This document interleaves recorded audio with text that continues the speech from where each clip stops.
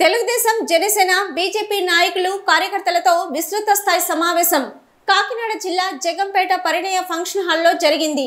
ఈ సందర్భంగా కాకినాడ పార్లమెంటు ఉమ్మడి కూటమి అభ్యర్థి తంగెళ్ల ఉదయ్ శ్రీనివాస్ మాట్లాడుతూ పవన్ కళ్యాణ్ ఎంతో త్యాగం చేసి ఈ కూటమిని ముందుకు వెళ్లేందుకు కృషి చేశారని, ఈ కూటమి అభ్యర్థులను గెలిపించి పవన్ కళ్యాణ్ ను అధికారంలో భాగమయ్యేలా అందరూ కృషి చేయాలని కోరారు।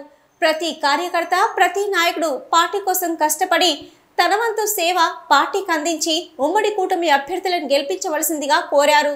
అనంతరం జగంపేట అసెంబ్లీ నియోజకవర్గ ఉమ్మడి కూటమి అభ్యర్థి జ్యోతుల నెహ్రూ మాట్లాడుతూ జగంపేట నియోజకవర్గంలో తెలుగుదేశం పార్టీ ఖచ్చితంగా గెలిచి తీరుతుందని, సర్వేల ప్రకారం 25,000 మెజార్టీ చెప్తున్నారని, కానీ మన టార్గెట్ 25,000 కాదు, 1,00,000 కోట్ల మెజార్టీ మనం టార్గెట్ గా పెట్టుకొని పని చేయాలని అన్నారు।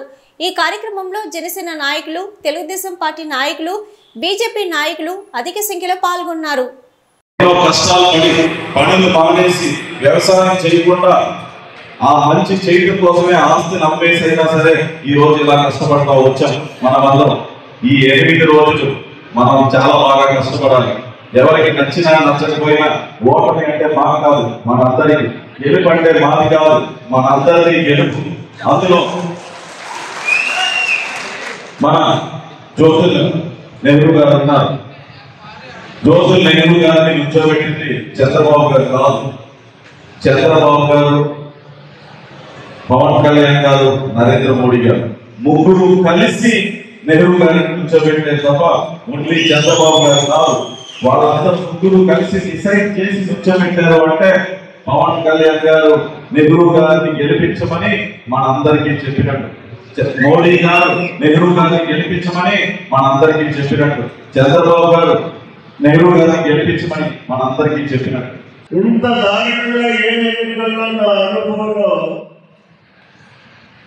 పలాయనం దృష్టికెత్తనాలు వాడిపోతున్నాను వైఎస్ఆర్ కాంగ్రెస్ పార్టీ తేటతల్లమైనటువంటి ఎన్నికలు నేను ఇప్పుడు దాకా చూడలేదు।